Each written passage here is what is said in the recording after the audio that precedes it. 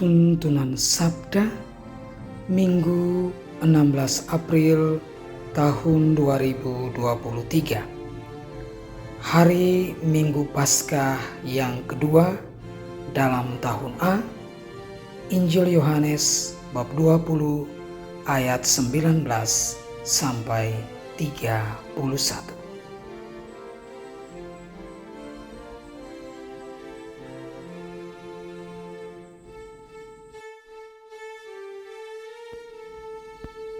Ayat emas ayat 30. Memang masih banyak tanda lain yang dibuat Yesus di depan mata murid-muridnya yang tidak tercatat dalam kitab ini.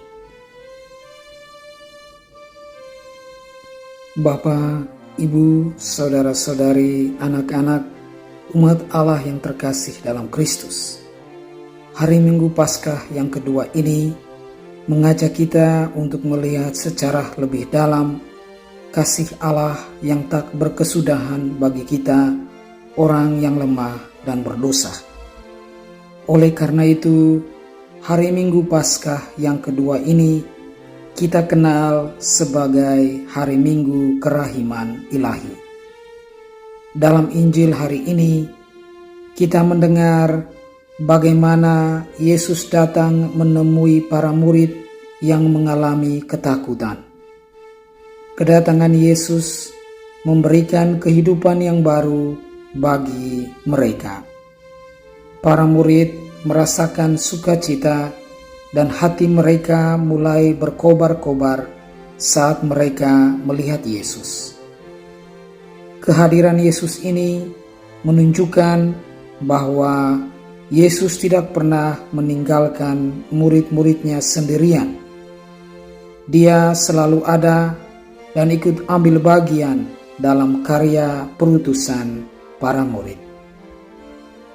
Mari kita lihat 3 pokok permenungan yang bisa membantu kita untuk memahami pesan Injil pada hari ini. Yang pertama, damai sejahtera bagimu. Banyak unsur dalam perikop Injil ini yang dapat membantu kita untuk merefleksikan perayaan Ekaristi secara lebih mendalam. Sebagai contoh, Yesus berkata 3 kali, damai sejahtera bagimu. Ini dapat disamakan dengan 3 kali doa Kyrie eleison atau anak domba Allah. Angka 3 adalah angka kelengkapan dan kesempurnaan. Allah sendiri adalah 3 pribadi dalam satu Allah, dan setiap pribadi sangat hadir dalam bagian ini. Yesus menyebutkan Bapa telah mengutus aku, dan Roh Kudus, terimalah Roh Kudus. Sementara Thomas menyebutkan Anak, Tuhanku, dan sifat ilahinya Allahku. Dan apa yang ditunjukkan oleh Kyrie dan anak domba Allah, dan Yesus dan Thomas dan Misa kepada kita. Ada belas kasihan, ada pengampunan dosa, dan kedamaian. Yang kedua, iman dan Ekaristi. Injil hari ini menyajikan kepada kita Yesus, Dia yang datang melalui pintu yang terkunci, dan itu terjadi 2 kali. Dia datang kepada para rasul, meskipun ada rintangan yang mereka hadapi. Kehadiran dan belas kasihannya mengejar dan mendesak kita, terutama pada saat Paskah, sampai kita mengizinkannya untuk masuk dan memberikan kedamaian kepada kita. Dan Ia menjadikan para rasulnya sebagai tokoh utama dalam pemberian kasih karunia. Oleh karena itu, kita juga dapat memohon doa dari para rasul dan juga pengampunan dosa. Kita lihat ada dasar dari sakramen pengampunan dosa, dan itu terdapat dalam ayat 22 sampai 23. Ada juga satu gelar lagi yang dapat diberikan dalam daftar devosi atau doa kita kepada para rasul dan kita sendiri. Gelar itu adalah para pengantara yang terberkati.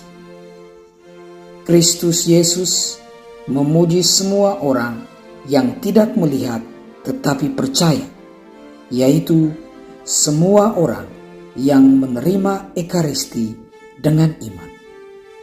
Roti yang kita lihat adalah seperti sebuah pintu yang terkunci yang tidak dapat menghalangi Yesus untuk datang pada saat konsekrasi. Dan ketika dia datang, imam menggemakan kata-katanya, "Damai sejahtera kutinggalkan bagimu, damai sejahtera kuberikan kepadamu."